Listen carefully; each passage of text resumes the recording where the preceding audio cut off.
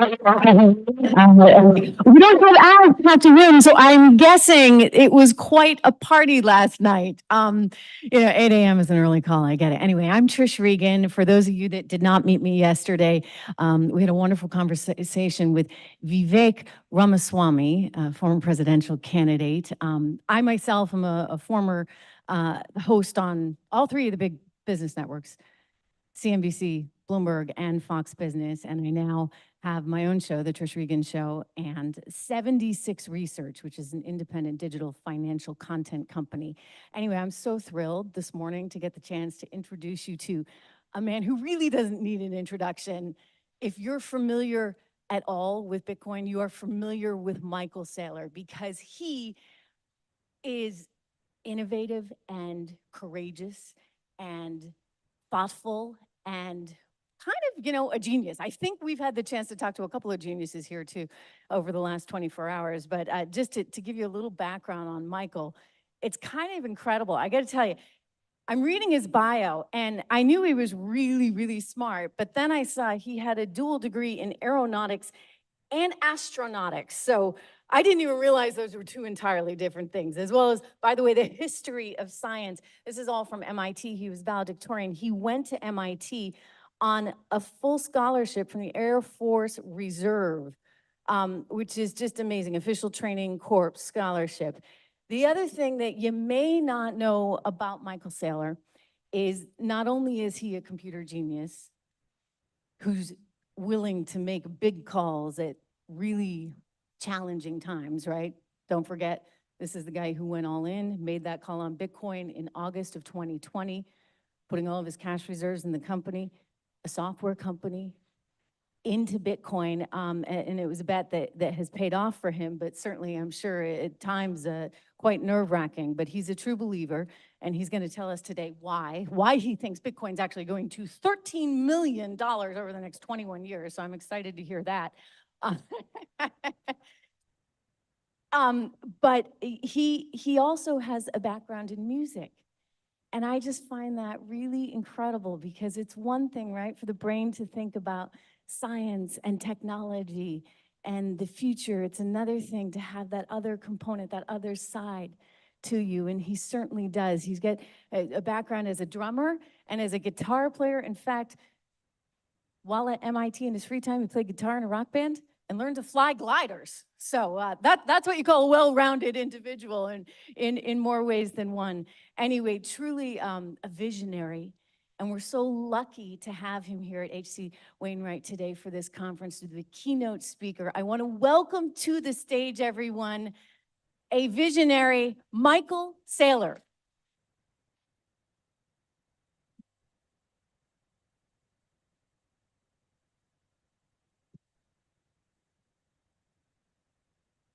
Thank you for joining me today. In about 20 years, people will look back and say, where were you during the digital gold rush? And if you recognized it and you did something about it, you'll be rich. And if you recognized it and talked about it, you'll have good stories. And there'll be a lot of people that didn't recognize it, and they'll be wherever they are. And I'm going to spend my time this morning describing it to you, and hopefully you'll be one of the ones that get rich. So let's start. My clicker, okay. The investor's dilemma. Investors have a simple dilemma. How do you make money? And what does it mean to make money? Well, how do I outperform the cost of capital? If we look at the performance of a bunch of assets, and this is most assets over the last 14 years, what you can see is that, investing in a bunch of things don't even beat the CPI, but there are a number of things that will beat the CPI. I mean, your typical diversified portfolio, your stocks, your real estate, et cetera. But the question is, what's the real benchmark for an investor? And I don't think it's the CPI. The CPI is a very synthetic metric, which is cherry-picked by a bunch of government-paid economists in order to be the lowest possible measure of inflation. If things get too expensive, they throw it out of the CPI. A much better measure would be the monetary inflation rate, or the expansion of the M2 money supply. And it turns out that the expansion of the money supply very, very closely tracks the performance of the S&P index over 100 years. And when you think about it like that, what you realize is that when you invest your money in the S&P index, you're not making money. You're just not losing money. If you were rich 100 years ago and you held a diversified portfolio of stocks, you're still rich.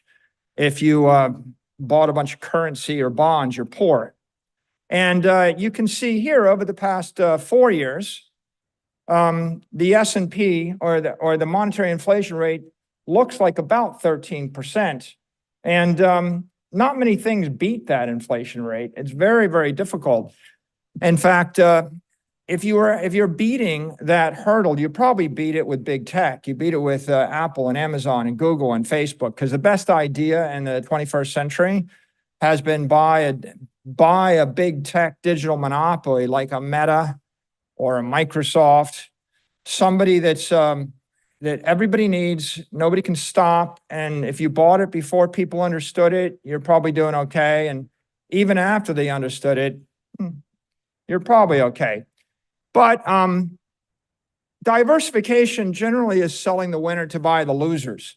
If you diversified out of Amazon, you lost. If you diversified out of Apple, you lost. If you diversified out of Microsoft into any of the 100,000 other business software companies, you lost. And why is that? Because in the modern era, if you can establish a digital network which goes to 1 billion people, it's got such a crushing economic advantage that it's unlikely that anybody else is going to be able to catch up with it. And Microsoft is proving that today, so many years after it was founded. Now, the question is, what's the solution? Is Bitcoin the solution? Well, the last 4 years, Bitcoin's performance is 46%. It's totally crushing every other asset class and every other idea. And it's definitely beating the rate of monetary inflation. This is a chart put up by Bitwise yesterday.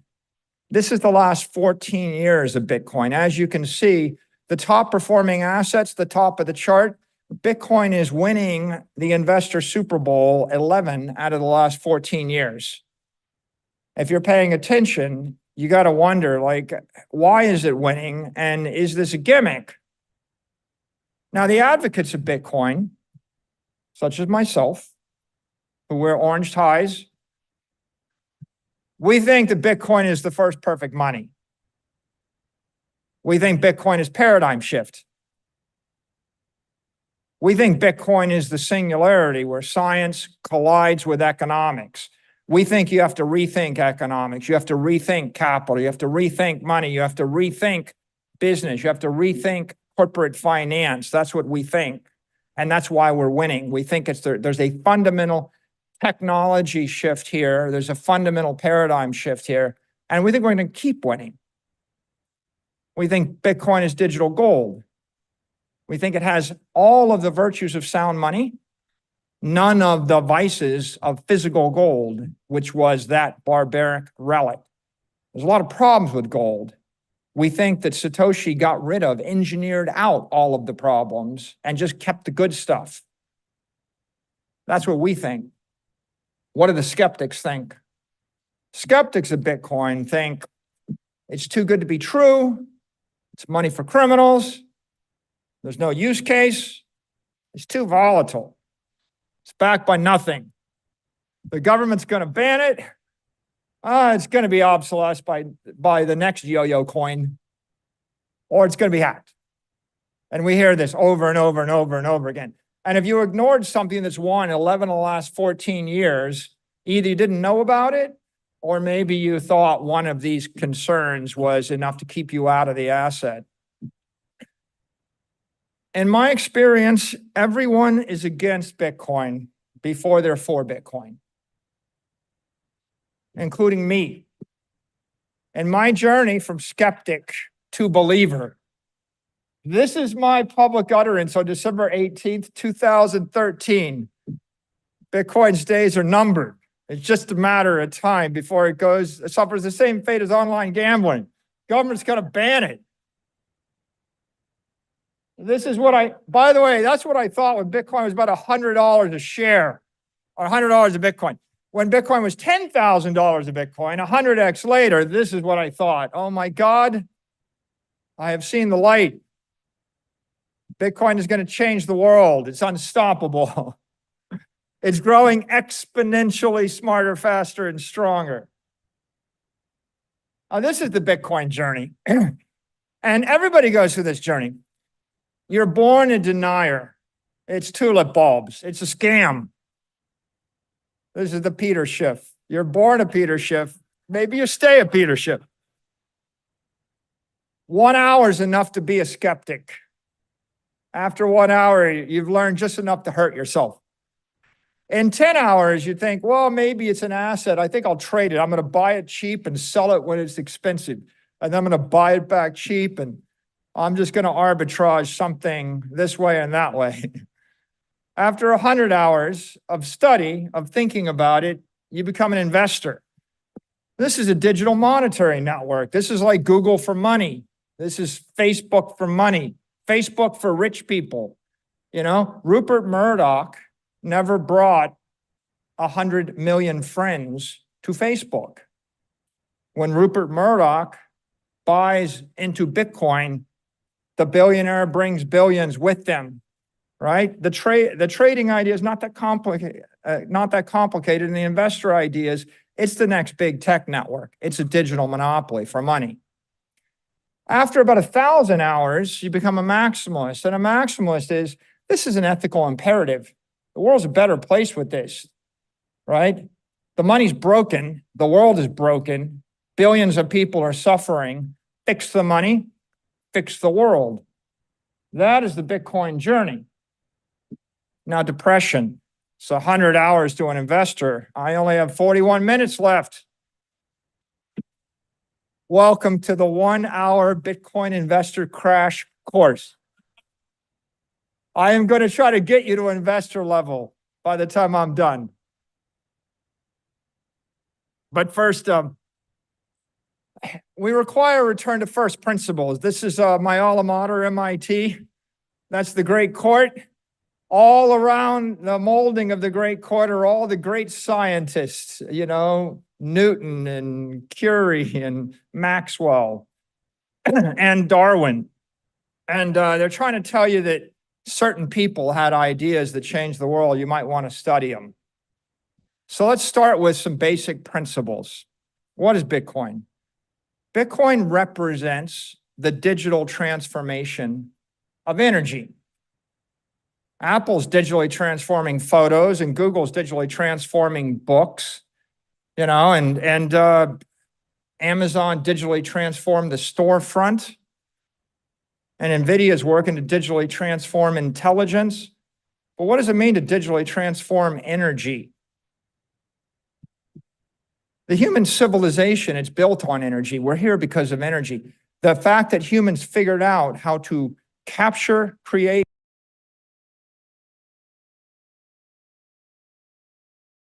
channel energy. That's what makes us what we are. And the first big energy paradigm shift or big energy revolution was fire. We basically extracted energy from matter and we turned it into heat and light. And without that, we're no better than the apes. The next big energy transformation is water, which is really capturing the energy in gravity via the fluid of water. And that discovery of how you extract energy from water flowing downhill and turn it into mechanical energy, it's what makes mills. We'll give that to the Romans and the Greeks. James Watt figured out how to put energy into a factory without a water supply, portable energy. The significance of the steam engine is you could put a factory in a city that didn't have a stream, didn't have a waterfall. It's a big deal. It made the Industrial Revolution possible. It elevated the British to a new level to dominate the world. John D. Rockefeller pioneered the manufacturing of Standard Oil. That meant chemical energy that you could transport, you could store, you could convert into mechanical, thermal, light, electrical energy, or a petroleum product, a lycra, a polyester. You want to get rich, jump onto an energy revolution. Think about how much money was made here. So much money that there's still trillions of dollars worth of oil companies, all founded by this one man. Electricity.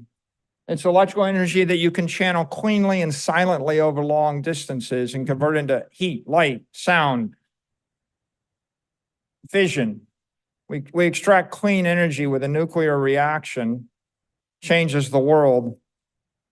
Now, by the way, a little aside, we attribute that to Enrico Fermi. He did that at the University of Chicago. University of Chicago is the university founded by John D. Rockefeller. There's a little bit of irony there.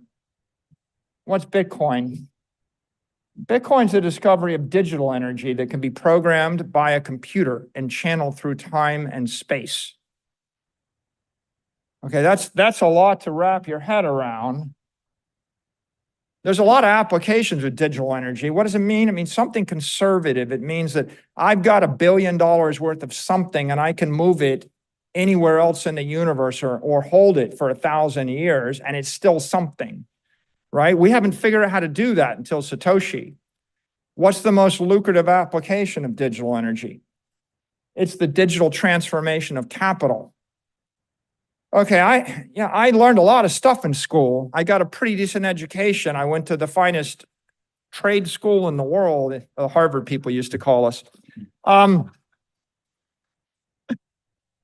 They did not teach me about money. They did not teach me, about capital.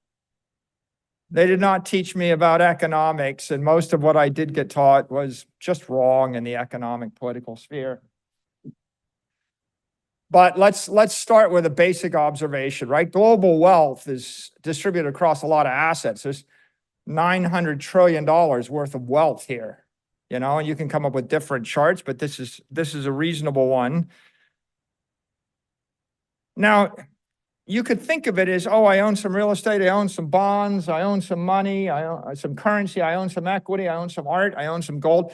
But the real question is, why do you own this stuff?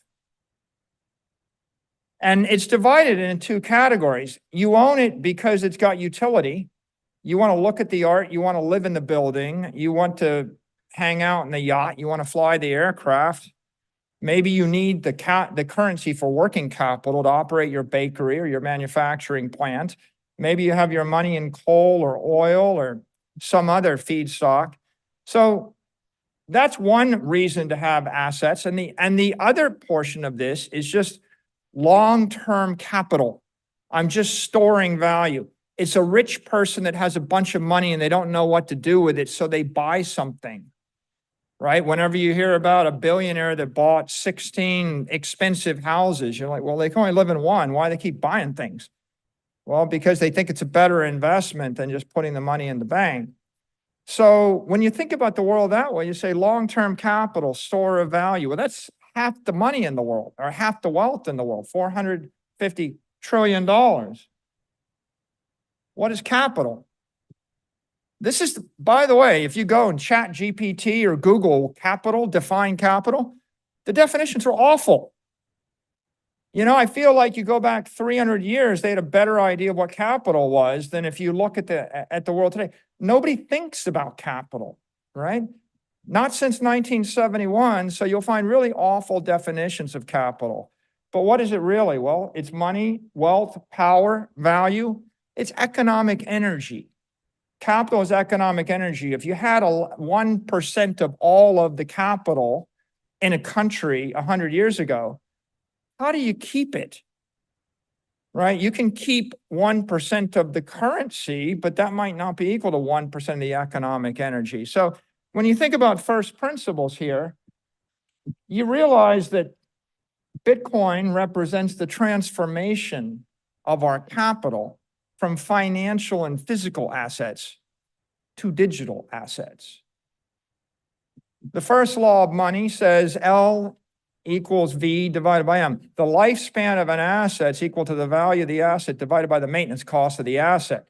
If you buy a $10 million yacht and you spend $1.5 million a year to maintain the yacht, your $10 million is gone in 6 years, right? Your money, the useful life of the yacht is 6 years. You're not going to stay rich buying and investing in yachts or, fill in the blank. If you buy a house in Miami Beach, you're going to pay as much in taxes as the house cost you within 20 years. It's not a store of value. When you start to apply this formula to all these assets you can put your capital into, you realize that some of them have very short useful life. The Argentine peso won't hold your capital more than 2 years, nor will the Turkish lira. The US dollar might hold your capital for 10 to 15 years. You invest in stocks, maybe 25, bonds, not more than 30, diversified mutual fund, the S&P index, you're still getting diluted by that. So all of these financial assets have a useful life, 10, 20, 30 years. And why? Because of all these risk factors. This morning, the news is Apple gets a $14 billion tax bill. Oops. The next news is Google gets fined $2.5 billion by the EU. Oops. Torts, taxes, war, crime. Oops, maybe there's a tariff that's going to interfere with your trade. Think about all the risk factors when you're buying a financial asset. Hyperinflation, right? Maybe you suffer from a new regulation. Oh, it's just illegal to do what you do. Oops. If you invest in a stock and read the 10K, there's 20 pages of these risk factors. I'm an expert on these risk factors. We came public in '98. Our company must have published hundreds and hundreds of pages of risk factors. So there must be hundreds of thousands, maybe millions of pages of SEC filings on risk factors. This is the dilemma of storing your capital and equity if you're an investor. So what do wealthy families do? They run to physical assets and they invest in what? Probably not yachts and Ferraris, but maybe gold or paintings or land. Land is everybody's favorite thing, but land gets taxed at 1% a year. The average property tax rate is 1.1%. And that means it's gone in 91 years if the property value doesn't get assessed up. When the government assesses the property value up, they tax your land away from you in 30 or 40 years. You don't own it. You're renting it. So there's a lot of physical risk factors here, right? A lot of taxes, right? We come up with a ton of ways to tax property. A lot of other risks you might run into, and they're so creative. A riot, the headline this morning: riots in downtown DC, do damage to certain properties. What if the traffic pattern changes, right? So many different risk factors. So these are the dilemmas of holding physical and financial assets. Satoshi discovered a method to transfer value without a trusted intermediary. Go find the Janet Yellen speech, The Legend of Satoshi, and Janet Yellen, the Secretary of the Treasury, says Satoshi, a person or persons named Satoshi, figured out how to transfer value without a trusted intermediary. This gets repeated over and over and over again. Okay, well, here's the news flash. That's not the most important insight, and that's not the most important thing Satoshi discovered. It's just the thing that people repeat because it's trite. Yeah, I can send $1 billion from here to Tokyo without a bank. This is the big idea. Satoshi discovered a method to store value without a trusted intermediary. Channeling energy through time and space. When I transfer $1 billion from here to Tokyo, I move the money through space. When I store the $1 billion for 1,000 years, that's revolutionary. Nobody in the history of the world ever figured out how to store capital for 100 years or 10 years or 1,000 years. But of course, if you think about it, you realize that the implication of not needing a trusted intermediary to transfer value is I don't need a trusted intermediary to store the value. Now, I found something completely new. I found an asset without the financial risk of a currency, a stock, or a bond, or the physical risk of real estate or property. I have created a revolutionary advance in asset useful life. The lifespan of all your traditional conventional assets is 30, 40, 50 years, and you're going to get up every morning and watch CNBC to find out whether Apple won or lost the frickin' tax lawsuit. And I watched that and I thought, man, that's just awful news for Apple shareholders today.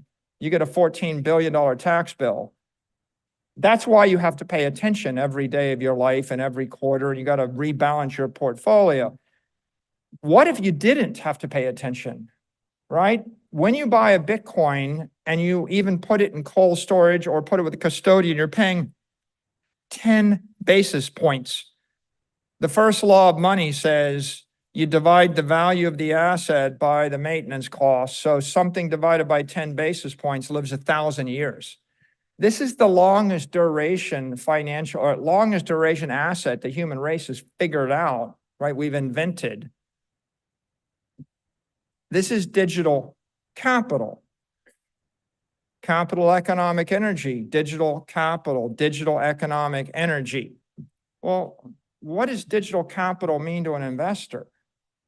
Okay, you got $1 billion or $100 million, you buy a $100 million building in Manhattan. That's capital invested in real estate. That is the conventional best idea of the 20th century for every rich family in the world. I can't tell you how many multi-billionaire wealthy families I've met. They all own real estate. They all own property. Bitcoin offers the benefit of holding that building, but without the liabilities of a conspicuous, immobile asset. So what do we do when we digitally transform the building? Well, first we strip away all the bad stuff. No tax, no traffic, no tenants, no torts, no trouble, no mayor, no weather, no corrosion, no regulation. Strip away all the bad stuff and then add the good stuff. It's invisible building, right? No one's going to hate you, resent you, and want to take your wealth from you because they walk past your big building every day. It's invisible, it's indestructible, it's immortal, it's teleportable, it's programmable on a computer, it's divisible, it's musical. I promised one musical reference. What do I mean? You can vibrate the building at 10 kilohertz. You can vibrate the building 10,000 times a minute, 10,000 times a second. I can move it 87,000 times on variable frequencies on a weekend. I can construct a symphony with the capital. Why don't you try to move a real building once a second? What about A440? Try to move a real building at 440 hertz. You can't do it. This is something that you can actually manipulate in a harmonious fashion on the frequency of the economic universe. And it's fungible. You own a $100 million building in New York City. It's not like a $100 million building in Tokyo. $100 million of Bitcoin is like $100 million of Bitcoin in Tokyo. Everybody understands what you're getting, and it's configurable. So digital capital is like all the benefits of holding something tangible with none of the detriments, right? And people can't quite wrap their head around that yet. That takes a while to think through, but that's okay. When they figure it out, by the way, you'll pay $10 million of Bitcoin. Until they figure it out, you get Bitcoin at a discount. Digital capital is global capital. Look at the map of the world. I'm going to give you $100 million and drop you in Africa and tell you to buy anything you want, hold it for 100 years. What do you want to buy? Where do you want to buy it? I would represent to you, there's nothing on the entire continent you would rather buy than Bitcoin in that situation. Look at South America, look at Africa, look at Asia. Look at these places and think about investing $1 billion in any of them. Think about capitalizing a company. You've got the wealthiest company in Nigeria. What are you going to capitalize it on? The Nigerian naira, right? The Turkish lira, the Lebanese pound. The Chinese don't want their currency. The Europeans don't even want their currency. If you talk to people in the stablecoin industry, they'll tell you, well, we got digital dollars, we got digital euros. They don't want digital euros. They want digital dollars. And they want the digital dollars for a short period of time. That's because it's tied to North America. Nobody wants to own anything that isn't tied into the most secure, most powerful network in the world. And that being the case, if you're a wealthy person, if you're a middle-class person, if you're a working-class person, and you need a savings account anywhere on earth, and you have a mobile phone, you're going to want a Bitcoin. And that's what Bitcoin represents here. It's superior to foreign debt, equity, real estate, currency as capital asset. This is difficult for someone in Manhattan to grasp. You live in the greatest city in the world, right? And presumably the most secure city in the most secure economic network in the most powerful country that's ever existed, right? Anybody that owns an apartment in Manhattan would say, I'd never sell it. Everything else is a trade down, right? Everything's a trade down. I gift it to my children. I'm not leaving. But now put yourself in South America, in Venezuela or Argentina or Brazil, or put yourself in Nigeria, or put yourself in Lebanon and Syria. Heck, the Chinese have capital controls. You can only take $50,000 out of China every year. Why do you think that is? Because everybody wants to take their capital out of China. The Chinese currency would collapse if they actually eliminate the capital controls. What about volatility? Everybody talks about volatility. Oh, why is it volatile? Well, it's volatile because anyone, anywhere can trade it, because it's useful. Because if you need to sell $1 billion of something on Saturday night in a missile crisis, you can do it. It's the only thing you can do it with. It's volatile because there's no limitations, because there's thousands of active exchanges, because it's not supported well in the traditional banking system.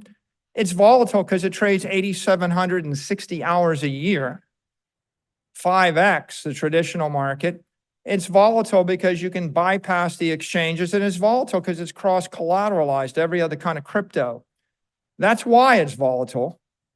But the volatility is a feature. It's not a bug.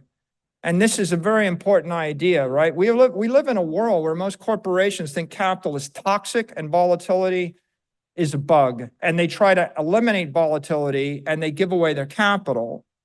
And I'm here to say volatility is vitality, it's life, and you should keep your capital, right? The volatility represents the advantage of Bitcoin. For investors, it's going to drive superior returns over the long term. For traders, it gives you a superior yield in the near term. For financiers, it's a superior opportunity to securitize that asset. And for analysts, it's just superior interest. There's always something going on. What about performance?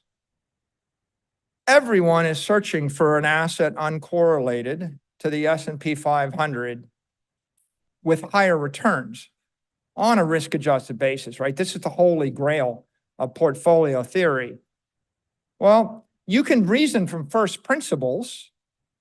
Let's just think about it. Bitcoin's an asset without counterparty risk. It doesn't give you risk facing a competitor, a country, a corporation, a creditor, a culture, a currency. All these other assets have a certain risk facing one of these elements. So from first principles, you can conclude this thing is and should be and will be uncorrelated.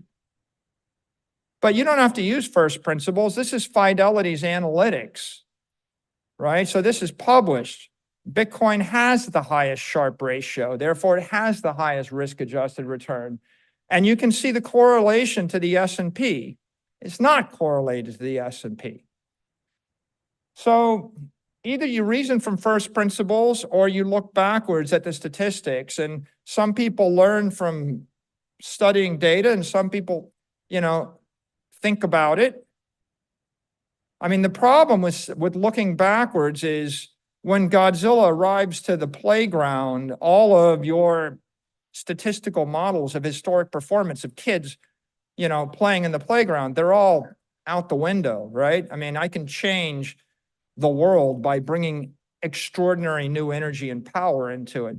But that being the case, the statistics say it is the uncorrelated asset with the best performance. Well, let's look at this chart. This is 5 years since MicroStrategy adopted the Bitcoin standard. Bitcoin's up 46%. The S&P is up 13%. So what you see is conventional cost of capital is 13%. Digital cost of capital is 46%. What's the safest investment? Bonds, minus 4% a year. The government requires banks capitalize with bonds. Oops.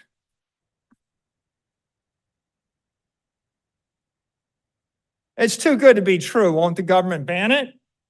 Right? I mean, that's the reaction. People look at this and like, well, the government wants you to use their bonds and this is just 10x better. Aren't they going to just ban it? Okay, well, we get that question a lot. In fact, we get a lot of questions. We get, will it be banned? Can it be copied? Can it be hacked? These are the three questions that I had to ask, my board had to ask, my officers and directors, they had to ask before MicroStrategy went on its Bitcoin journey. Your company, you'll have to answer these questions. So I asked these questions to the Silicon overlord, ChatGPT. And I said, and you can do it yourself. I said, list every country where it's illegal to own Bitcoin. And it says, pretty much everywhere it's legal to own Bitcoin. Okay, well, that's interesting. I said, list every country where it's illegal to own Bitcoin.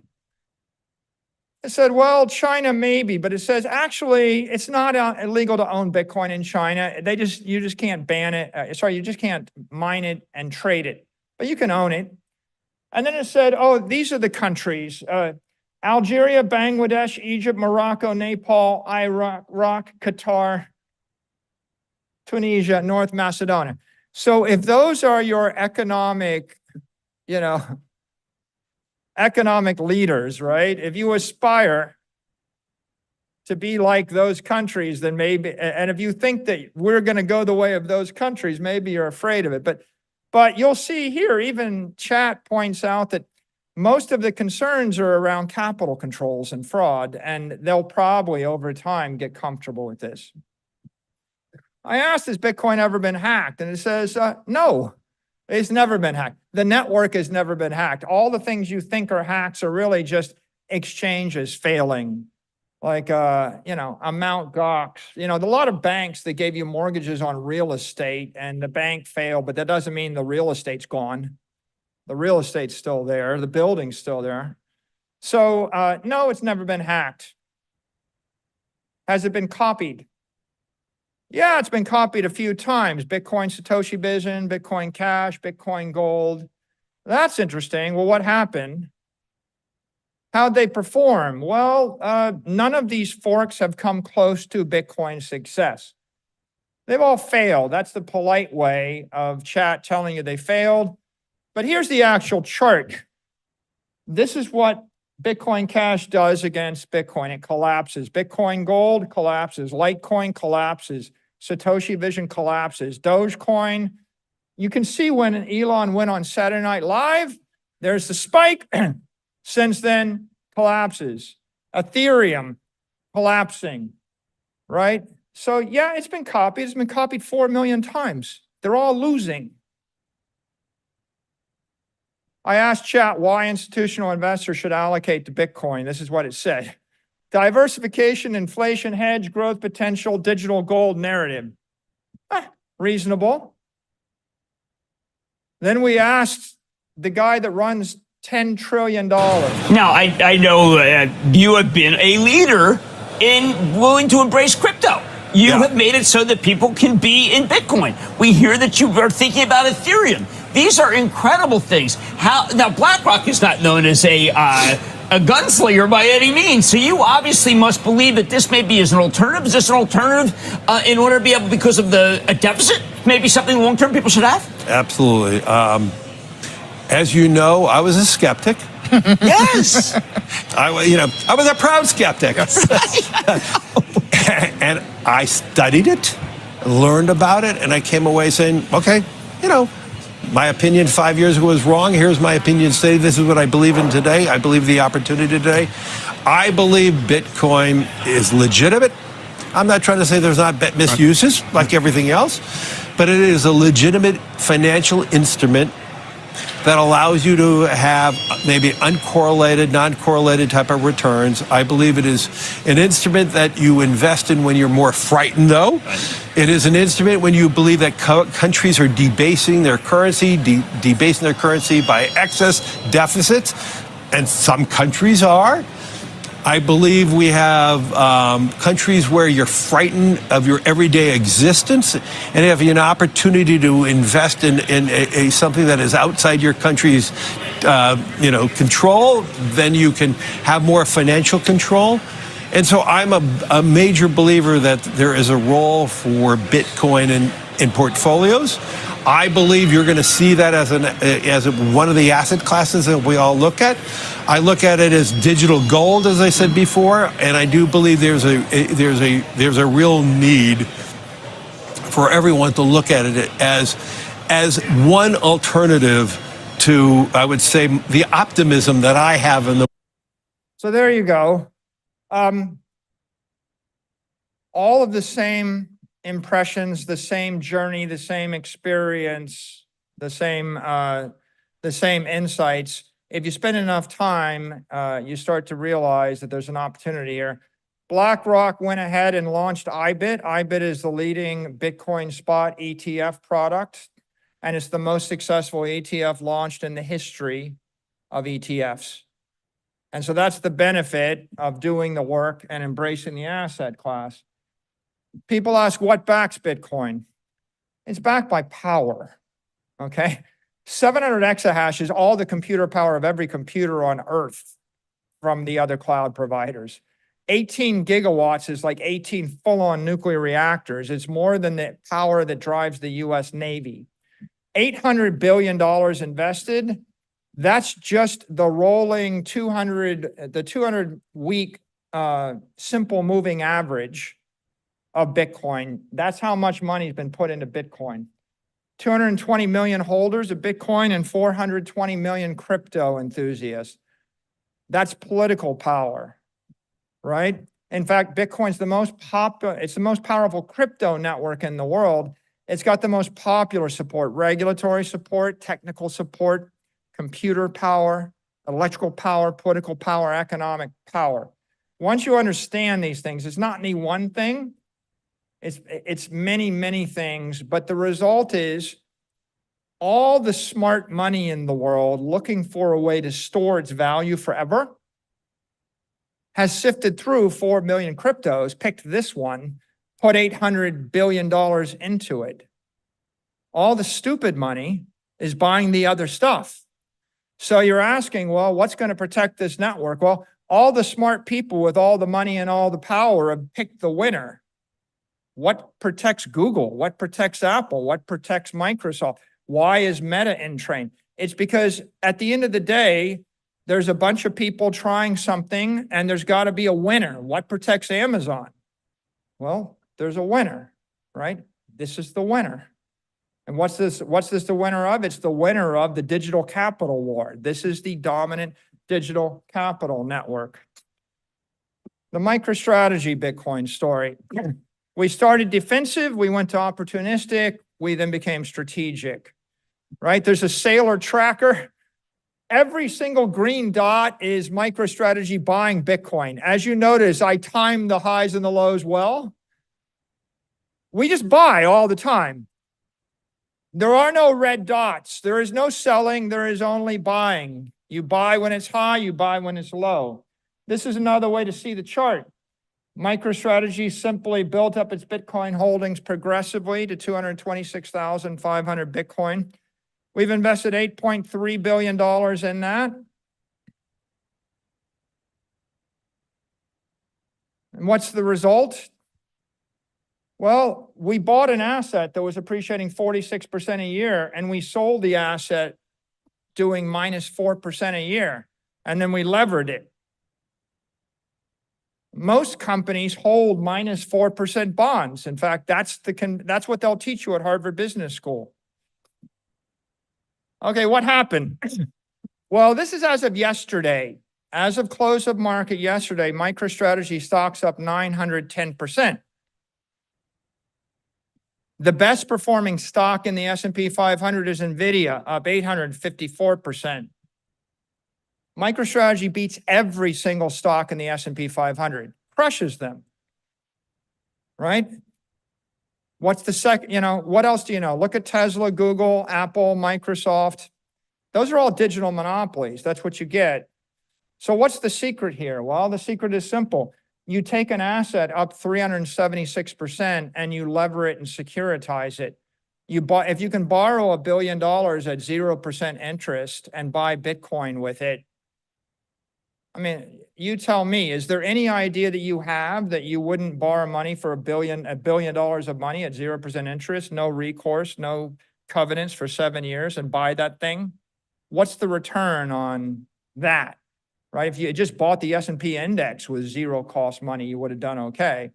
So MicroStrategy levers Bitcoin. Look at Bitcoin versus the S&P, and you can see the cost of being conventional versus the cost of the opportunity of the digital transformation.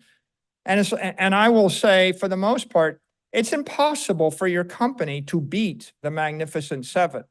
You're not going to beat Apple and Microsoft and Meta with any conventional strategy. You're going to have to think different. Just like Steve Jobs said, think different. That's another way to look at the top 10 performing stocks in the S&P. And you see even the number 9 performing stock is only doing up 300%. It's really hard. And that's because they're using their P&L to do the heavy lifting instead of their balance sheet. What we're looking at is the birth of an asset class, right? Bitcoin's evolving from idealist institutions, right? The first years were the idealist crypto cowboy years. We just went through the crazy years. Now we're in the era of institutional adoption. And then there's a point looming on the horizon we call point 99 in the year 2034. What is that? Well, we'll get to it in a second. First of all, these are the milestones that made Bitcoin an asset class. An immaculate conception by Satoshi. Pizza Day, when Bitcoin started first trading. Satoshi walks away. Now there's no founder. It becomes a commodity. IRS designation as property in 2014. The block size wars settles the issue of will it be copied. The fork of the block size wars. The first Bitcoin miner to go public in 2017. Fidelity enters the space in 2018. COVID hits and catalyzes a revolutionary change in financial thinking in 2020. MicroStrategy, Square, Tesla, Coinbase all start to adopt Bitcoin. Positive comments by Gensler, Lagarde, and Powell in 21, 22. This is an asset. It's not going to be banned. You could see it then. The speech by Janet Yellen, the Legend of Satoshi speech, that was a big milestone. If you were paying attention to it, you would have seen that was a bullish indicator. The Bitcoin spot ETFs are launched in January of this year.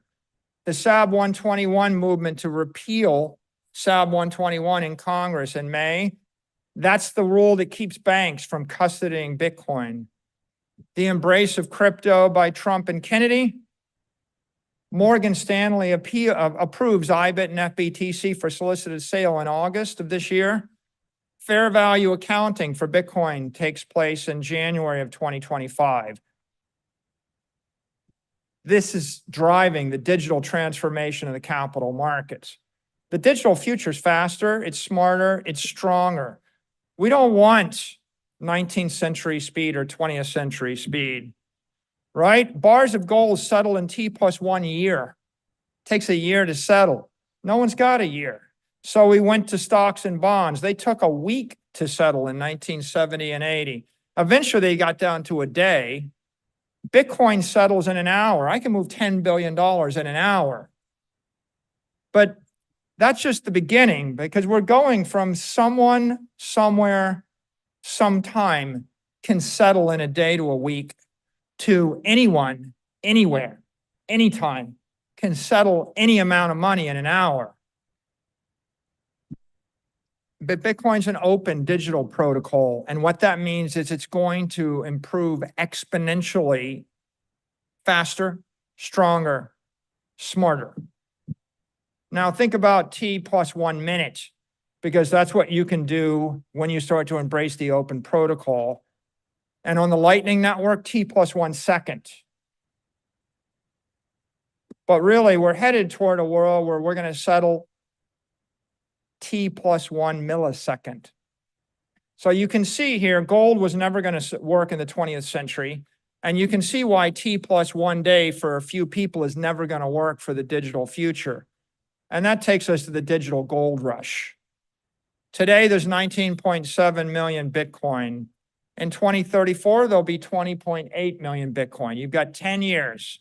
That's the gold rush. We're headed toward a point when 99% of all the Bitcoin is mined. That's the point of absolute scarcity. The last 200,000 Bitcoin come out over 106 years. What does that mean? There's going to be reflexive price shock at 0.99. At 0.99, and you've only got 3,759 days, that's all you have. There's only 1,145,000 Bitcoin for sale. At today's price, it's $74 billion. MicroStrategy will buy $5 billion of Bitcoin in 1 year. This is not a lot. This is a trivial amount. The price cannot stay at this level. That's $20 million a day. We announced a $2 billion equity offering. We raised $2.4 billion in the first 6 months of this year. Look at those numbers. It's not that much. This is a phenomenon. After 0.99, Bitcoin creation is offset by lost Bitcoin. The supply is effectively fixed. It's the inflection point where Bitcoin becomes the world's first deflationary asset. There's never been anything like it, right? It's more scarce than land in Manhattan. It's more scarce than anything you can name, anything you've ever invented. The fact is, no one's ever seen this before. Therefore, you can't compare it to anything. It becomes the world's first perfect money. Of course, there's not a textbook written on it. The Austrians didn't imagine it. You couldn't create it before then. Institutional adoption of Bitcoin, they're all coming, right? This is the institutional distribution of Bitcoin today. 12 ETFs in the US, 28 global ETFs. They're holding 1 million Bitcoin. Every one of them is solving a custody, and a compliance issue. There's 27 publicly traded Bitcoin miners. There's 28 public companies with Bitcoin. There's all sorts of derivatives. You can see this is an asset class, and you can see the distribution across institutional investors. This is no longer a crypto bro thing. What's the future? Bitcoin's going to be driven by approval of bank custody. That's going to be profound when you can buy, sell, and hold Bitcoin at a JP Morgan or a Bank of America. And that'll come sometime over the next 4 years. Approval of in-kind creation, a digital assets framework. Artificial intelligence is going to drive profound increase in equity values and capital, which is going to flow into Bitcoin. It's happening. No one can stop it. The issuance of sovereign debt is going to drive Bitcoin, right? I mean, we don't have to worry about the government's not borrowing money, right? It's going to happen. Integration with big tech is going to drive Bitcoin. Okay, awareness and chaos, they're going to drive Bitcoin. So this is coming. There's an open source model called Bitcoin 24. You can just Google Bitcoin 24. It's uploaded to GitHub. It's a 21-year macro model. It allows you to forecast all of these asset classes and Bitcoin and crank in all your own assumptions. My assumptions, I actually see a base case, which is Bitcoin grows from 0.1% of the assets to 7% of the assets of the world. A 29% ARR. Eventually, we're at $13 million per Bitcoin, right? And the model spits out these kind of distributions and these kind of ARRs. This is the world in 21 years. It doesn't look that different than the world today. It's just that Bitcoin now is digital capital. It's still not as big as equity. It just happens to be a global monetary index for people that don't want to take equity risk or real estate risk. Bitcoin Cyber Manhattan. Imagine a city in cyberspace, 276 blocks wide, 276 blocks high, 276 blocks deep. You buy a block, that's a Bitcoin. Buy 276 blocks, you got a boulevard. They're not making anymore, so it might make sense just to get some in case it catches on. A quote by Satoshi Nakamoto, January 17th, 2009, 14 days after the launch of the network. It had no value. You have more information, but the dynamic is stronger. The trend is clear, right? The value proposition is keep your money forever or get rich, right? It's a very clear value proposition to everybody on earth, digital capital. You're a capitalist, there's a digital transformation in the capital markets. So I would invite you to investigate further if this is interesting to you. And thank you for your time today.